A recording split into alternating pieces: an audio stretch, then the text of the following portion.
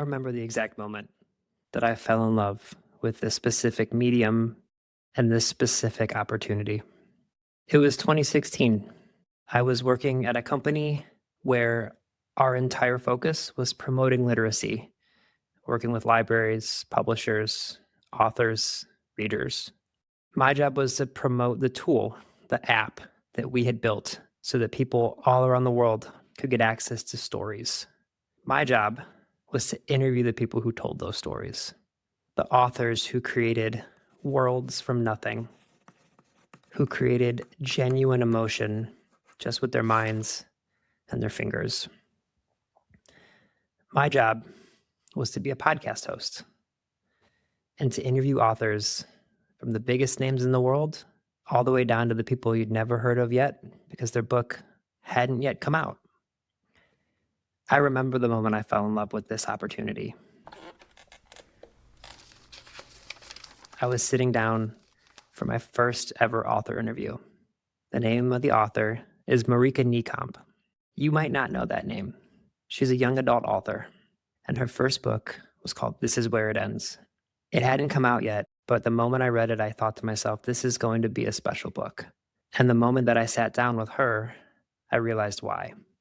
I left that conversation not only adoring how she had come up with this story, but adoring the opportunity that laid before me. I went to my director and I said, that's going to be a New York Times bestselling author, and we are going to create a wildly successful podcast. Both things ended up true. As a lifelong lover of books and stories, as the son of a teacher who grew up in libraries, that sent me down a path to meet and interview my genuine heroes. 6 months after I interviewed that first author, I was flown to New York to interview James Patterson, the most successful living author on the planet. And it was at that moment that I realized this can be so much more than just a one-off conversation. For me, it became an opportunity to expand my career. And for our company, it became an opportunity to connect with the people who were using our app. Now, that's the moment that I fell in love with this opportunity as a podcaster. But as a podcast listener, it's been a little bit of a slower burn. See, I'm also a distance runner, which means I spend hours every single week pounding the pavement, one foot after another. And while I love music, I need to escape sometimes. And the best way to do that is to listen to other people. So for miles and miles, I listen to podcasts. Sometimes it's news, sometimes it's comedy, sometimes it's sports, sometimes it's leadership. But regardless of what I'm listening to, it's helping me pass the time.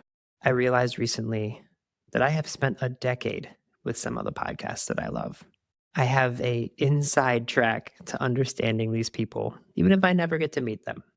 But I realized every single podcast, whether I'm the one doing the interview or I'm just listening from afar, every one of them is an opportunity. And those opportunities are what I fell in love with. My name is Adam Sockel. I'm the VP of Marketing here at Share Your Genius. And every single day, we work hard to remind everybody out there that it's never just a podcast. This is, wait for it, an annual love letter to podcasting.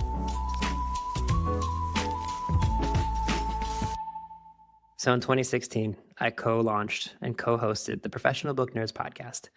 It was a secondary aspect of my job, and our responsibility was to produce and promote and host 2 episodes a week. The great thing about each of these conversations was that they were an opportunity to get to know the person. Brad Meltzer is a New York Times bestselling author for both children and adults. He has hosted some wildly successful television shows, and he is known by millions of people. Every single time he and I spoke, inevitably we talked about the Muppets. I remember that more than any conversation about specific books. Now, anytime I see him, that's still the thing we go back to. The wonderful thing about podcasts in that moment was that it was an opportunity to bring people together. And when the pandemic hit, it was a even stronger opportunity. We all craved that moment of having a conversation with someone else. What we ended up doing as a podcast is doing those interviews over Zoom because no one ever knew what phone number to use. We would take those Zoom clips and we would put them on our Instagram, on Twitter. And what happened was our following exploded. We realized, oh, wow, it's not just the podcast episode. It's everything that podcast episode can become.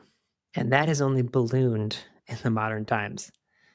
Now, something that started off as intimate and niche has quietly become one of the most influential forces in modern media, and brands are finally catching up.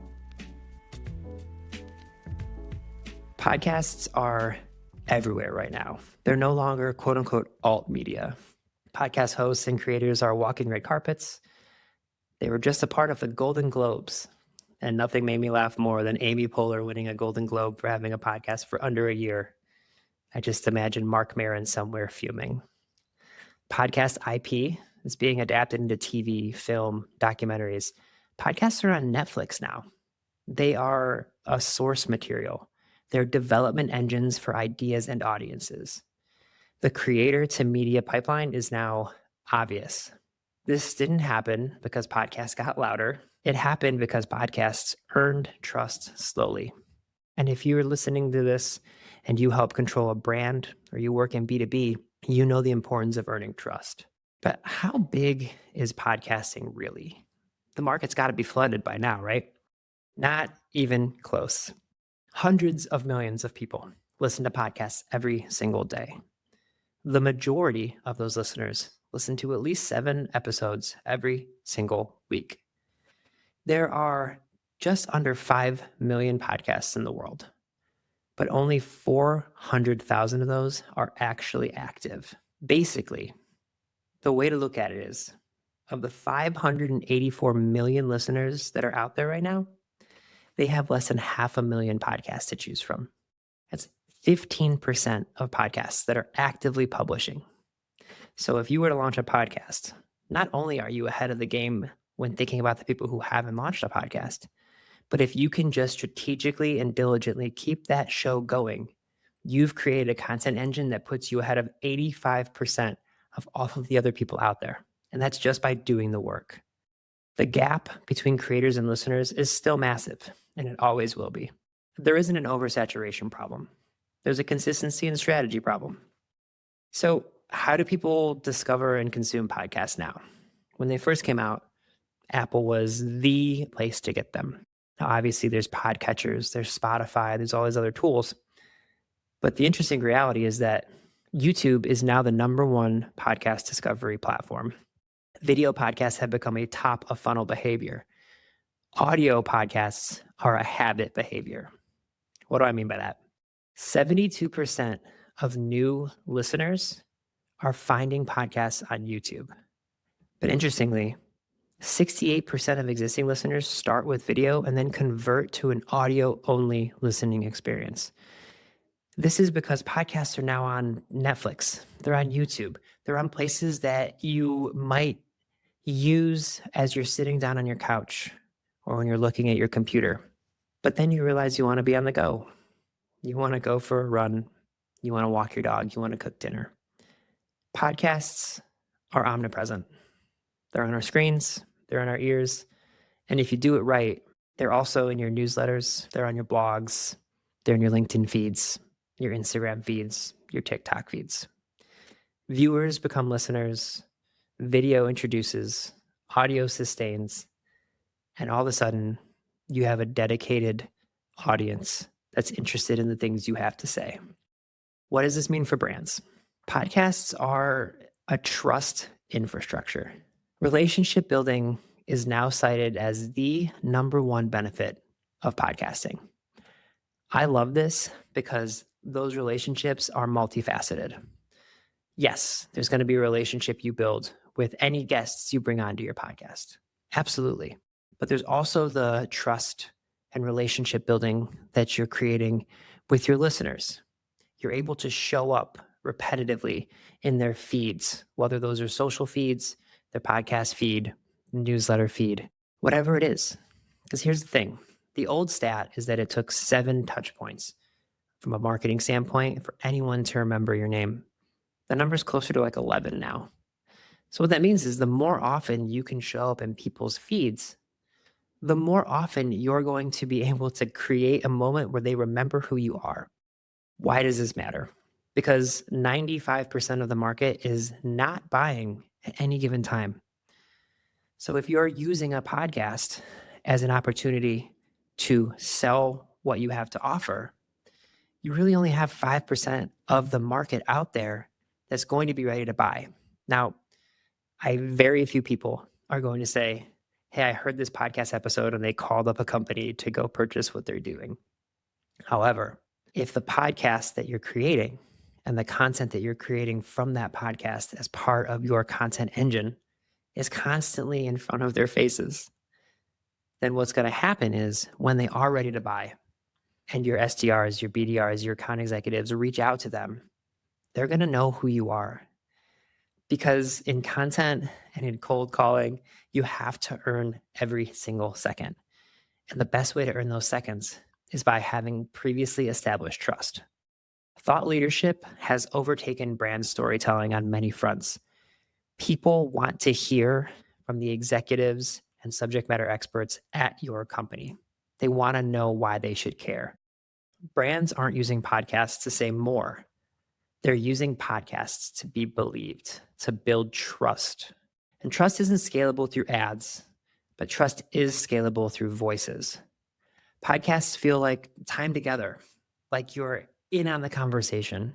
And if you can do that consistently, it also creates familiarity with both your brand and the people at your company.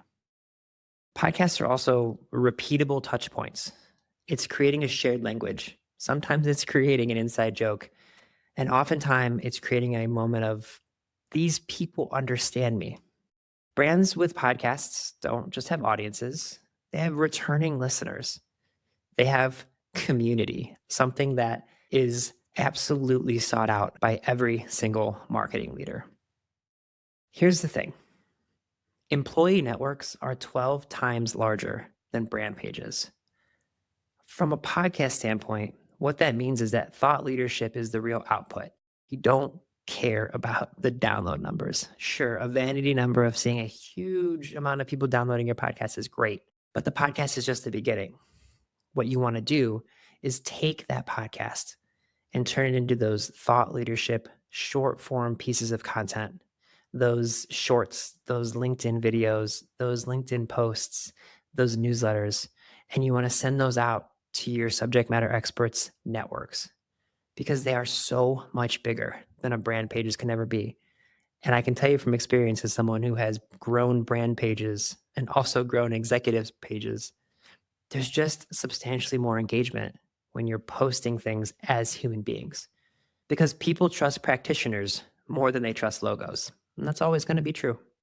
Podcasters turn your founders, your operators, your CMOs, your subject matter experts into trusted voices at scale. One-on-one conversations are always going to be the absolute best way to build trust. There's nothing like being in person at an event, sitting down at an executive dinner, or just having an opportunity to have coffee with someone to create that moment. But that's not scalable. Creating those conversations and creating an opportunity for people to feel like they are in that conversation with you, that's what podcasts are all about. 2025 was a year where AI overtook process, but it did not create progress. People have realized now in 2026 that human-centric content is essential. Now, don't get me wrong. The technology that exists now is one of the core opportunities that makes podcasts the engine of your content strategy and not just the end game. But what differentiates it from all of the other content out there that's being AI created is podcasts are human-centric. AI creates content, humans create conviction. So you can use that podcast to create that conviction within your brand and within your community of prospects and partners and customers and clients. And then you can use tooling to wisely and strategically build multiple layers of content from that podcast episode. So, what are we saying when Share Your Genius is saying it's never just a podcast? The way we look at it is podcasts are the engine for your entire media system. A podcast is long form thinking. It's a high signal conversation. It's a content source, not a content end. Time on the mic with thought leaders, subject matter experts, executives at your company, or high leverage guests is so crucial because you might have an hour recording scheduled. Maybe you get your podcast done in 45 minutes. You look at your CEO or that person who's on there from another company or that creator, and you say, hey, we've got 15 minutes left. Can you answer 3 more questions for me? Now, all of a sudden, you have additional content. You have follow-up stuff you can put out into the world. Podcast recordings are such a pivotal opportunity to build trust within your community and also create endless amounts of intriguing content that people want to listen to. One podcast can fuel YouTube, LinkedIn, your shorts, your newsletters, your sales conversations, your community touch points. It's a way to create a media engine. It's the heartbeat of your media first brand. So in the world of content, what's actually working right now? Well, video helps you get discovered. It's always going to. People are always going to be scrolling YouTube shorts or Instagram or TikTok or LinkedIn videos. And video is going to help you get noticed. Audio helps you get remembered. People are going to discover you initially from those short clips, and then they're going to find your show, and then they'll learn about you. Of course, you want to reach as many people as possible, but trust is going to beat reach. You want the people who do engage with you to trust you because those are the people who are ultimately going to purchase from you. Community beats campaigns. We love a clever campaign. We love flooding the market with a great tagline or a fun box that everyone opens at the same time. But what's better than that is a community that you can build through a podcast. People who constantly engage with your content, who trust you, who know you, who believe in what you're doing. Brands that commit to this now will look obvious in hindsight. But you have to remember, podcasts reward patience in a world that's addicted to speed. I think of podcasts as a brand opportunity, as a demand opportunity, as a sales opportunity. And because I look at podcasts as all of those different opportunities, I understand the importance of working consistently to grow that network. If your company is trying to do outbound calling and you make 250 calls in a day and you book 5 meetings, you've had a great day. If you send 1,000 emails and you book 5 meetings, you've had a great day. Think of podcasts the same way. If you get 50 downloads in one day and then 100 downloads a month later, and then all of a sudden you've got 10 meetings booked and they're coming to you and you know who you are when you start that meeting, you're winning. Be consistent because a podcast isn't just a single download. It's a moment to be remembered over and over and over again. Here's the thing about podcasting. And here's the reason why we're always going to love it. It's not a trend. Sure, it's exploding all over the place and they're more available than ever, but really they're timeless because a podcast is a story. A podcast is a conversation. A podcast is a human connection. A podcast is an opportunity. People are always going to want the opportunity to learn, the opportunity to feel a part of something, the opportunity to feel like they know someone on a deeper level. If trust is the most valuable currency your brand has, where are you actually earning it? To this day, I can turn around and look at the bookshelf behind me, and I can see endless books from authors that I've recorded conversations with. Now, many of those books, I probably couldn't even tell you the plot of anymore, but I could grab any of them, look at the author, look at what they signed in their signature when I asked them to sign the book for me, and I can tell you what we spoke about. I can tell you that Erin Morgenstern and I talked about video games and how even she couldn't believe that she wrote The Starless Sea. I can tell you about how Colson Whitehead told me that he's written every single book he's ever written, including 2 Pulitzer Prize winners, by listening to the same Prince album over and over and over again. I can tell you about the moment that Lee Child and I were sitting down before a conversation in front of an audience of 800 people, and he had found out that someone in his family had just passed away. And I was like, "Oh my gosh, are you okay?" And he said, "I didn't like him very much. I'm just fine." I have endless moments where I remember sitting with people who are larger than life, and I remember the moment because of the conversation. I remember the moment because of the podcast. Every single time you click record, it's an opportunity to build a moment that someone else is never going to forget. And that's why we're always going to love podcasting. This is Wait For It, and I hope it was worth the wait.